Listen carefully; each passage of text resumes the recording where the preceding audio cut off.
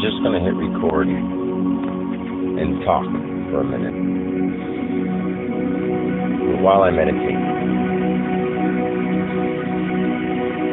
Because the part of me that's hard to show other people is the spiritual side of me. Because they know you a certain way. All of us probably have this same problem at times. Maybe not problem, but what would you call it? Something.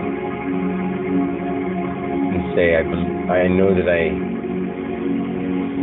always made fun of religion and anything like that, or you go to talk about meditation to most people that don't know anything about it, they go hum or make fun of it. And it's hard to even relax enough around people you know to be able to deep breathe. Like right now while I'm talking, I'm breathing in between while I'm talking because I'm comfortable. If I was to do that with people around me, I'd feel weird.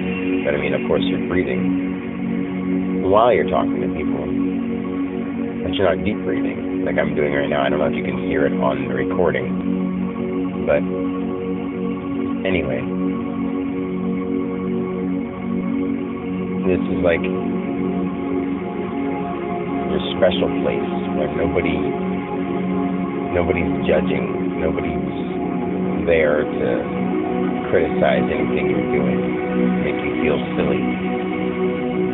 It's just you in your place, your special place, your alone spot. It doesn't even have to be a certain location. It's just when you close your eyes, you're there.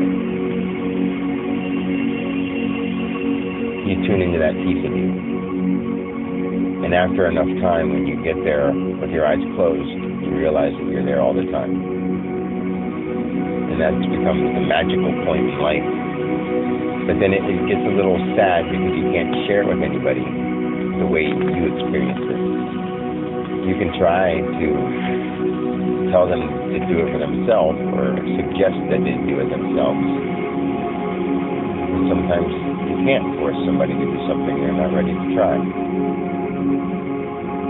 Everybody likes to relax once in a while, but they don't realize that it would take 5 minutes every day to purposely relax. And it makes a huge difference.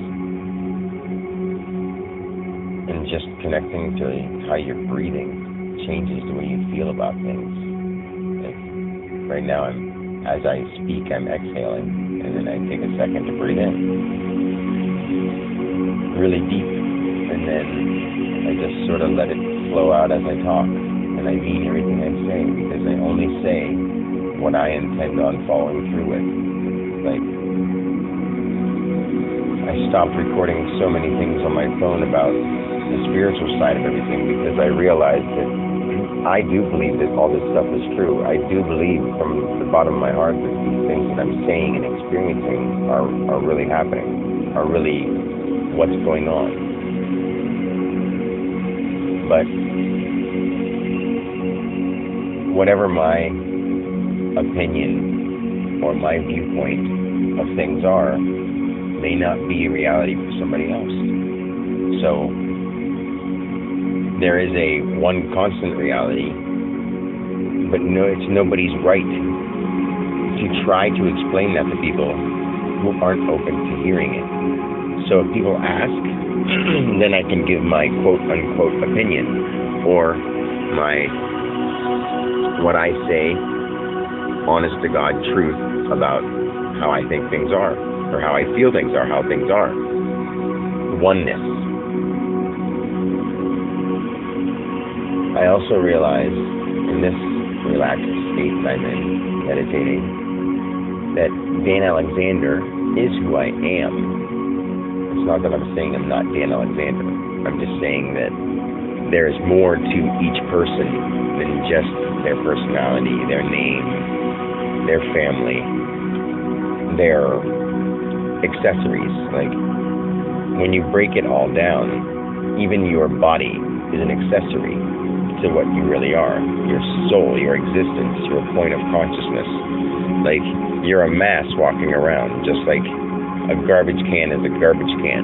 But what makes your existence and your experience different than that garbage can? Or, I mean, it's an extreme example, but you're a living, human, breathing thing. I mean, you happen to be a human if you're listening to this. I guess you could be an animal, but whatever. I'm just saying,